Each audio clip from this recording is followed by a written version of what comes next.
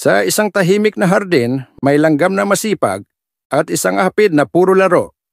Dumating ang bagyo, walang naipon ang ahpid, ngunit tinulungan Soya ni Langham.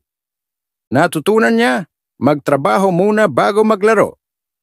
Magkasama natuklasan nilang ang magbalance ang tunay na kasiyaha. Sa umaga, nagising ang hardin na puno ng hamog, liwanag at katahimikan. Si Langgam, masipag at matiyaga, bitbit ang kanyang pagkain. Samantala, si Kuto ng halaman ay sayaw ng sayaw, masayang masaya. Habang si Langgam ay nagtatrabaho, si Kuto naman ay naglalaro lang.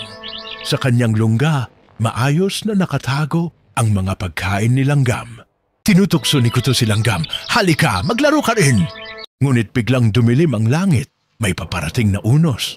Hindi alintana ni Kuto, bumuhos ang malakas na ulan. Takot at basang-basa si Kuto. Walang makain, nanginginig at gutom na gutom si Kuto. Samantala, ligtas at payapa si Langgam sa kanyang tahanan. Kumatok si Kuto, basang-basa at nagmamakaawa. Ngumiti si Langgam, binigyan siya ng kumot na dahon. Magkasama silang kumain, mainit ang kanilang samahan.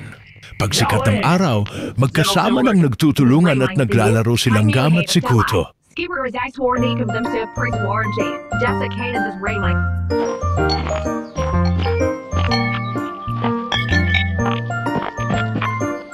Ng Langgam at Afid ay nagtuturo na ang sipag at paghahanda ngayon ang magdadala ng ginhawa at kaligtasan bukas.